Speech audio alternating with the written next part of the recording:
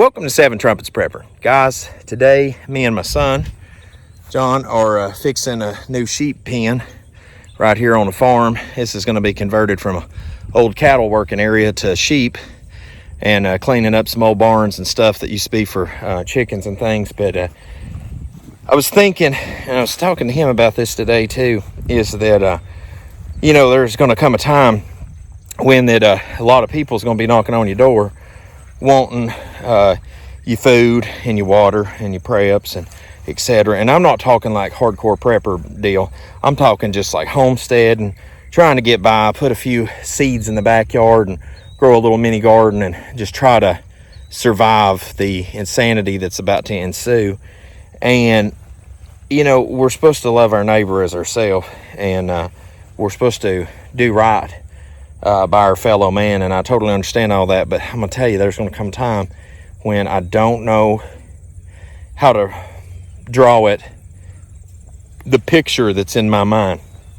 But people that you thought would never do the things that they're going to do in the near future, they're going to do it to you and to your family and to your friends just to survive one more day. And them people like that is why that I am like always 2 heartbeats away from going full Negan mode when bad things happen, because I am not about that noise, and I am not about working hard for something just to roll over and let everybody else take it from me whenever the time comes. So the 2 points I'd make on that is I caution everyone is that it is not your responsibility to prepare for your neighbors. Straight up. It's not. I'm out here today giving my time for my family so that they can be prepared. But it is not your responsibility to prepare for your neighbors. My neighbors out today, I don't see any of my neighbors out doing anything today. And not that they have to. But on the same measure, if you're out there working and putting things away so that you can be prepared against the day of trial, then it's not your responsibility on the back end to hand all that over too. That's theft, right? That's people stealing from you. Ultimately, if we really want to look at the nitty gritty on that. And guys, just real quick right here where we took all this wire down. If you're doing sheep, definitely want to do square wire, right, John? Barbed wire fencing don't work for sheep. We've experienced it with goats in the past too. That's sketchy. But guys, I swear, I ain't gonna make this video long. Like just 2 parts on it is it's not your responsibility to prepare for everybody else. I know that may you may feel like you owe somebody something on the back end, but actually at the end of the day, all we owe everybody is to love them as ourselves and treat everybody with respect and kindness. But it ain't my responsibility to put cans of beans on shelf for somebody. It is not my responsibility to hand off my cattle, my sheep, and everything else to somebody else one day because that you didn't take the time to prepare, and then you decide you're just gonna come over here and take everything that everybody's worked for. That's going to result in things not ending well for somebody.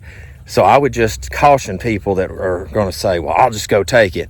You may drop a few bodies today and take something. You may get away with doing that tomorrow, but one day you're going to come up short, and that is going to be the day that it's over.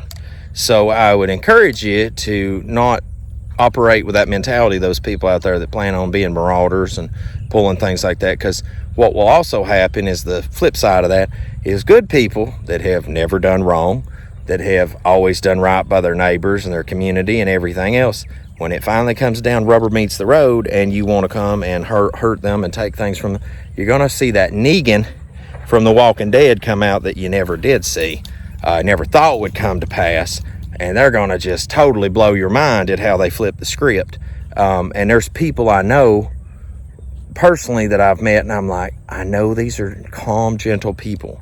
But if pushed to the extreme, they would definitely, the monster in them would come out. So, when it comes to the state of the world we're in right now and how fastly approaching everything is, and you got these BRICS nations and the true Esau, that's the East Saudi Arabia and all these Muslim countries and everything else. They hate America and want to burn it with, burn this place down. There's some sketchy stuff coming. And not only that, Most High's judgment on this world, Depression 2.0, and so many other things that if you have not started preparing, I would highly, highly, highly encourage you and overly emphasize to get started today. And on top of that is just keep in mind that your neighbor today may be the bad guy tomorrow. And I'm not telling you not to trust your neighbor or be mean to them, but when people get desperate, they will do things that you never thought they'd do. And if you think that human nature is above doing these things, then you obviously have not lived in this world long enough to know and see that when bad things happen, people flip the script real quick. And you know, I think it was wasn't it in North Carolina they were already looting? Yeah, right after that disaster, people were already looting. So there you go. That's in the backyard just across the hill. So people are not above giving in to their basest of nature, guys. So anyway, just a heads up and a reminder. It is not your responsibility to prepare for your neighbors. That's their responsibility. It's your responsibility to treat people with love and kindness. So as always, till we see you again here at 7 Trump's Forever channel, guys, I'm going to get to work, help John finish this, and I hope you have a most blessed day in Yahushua.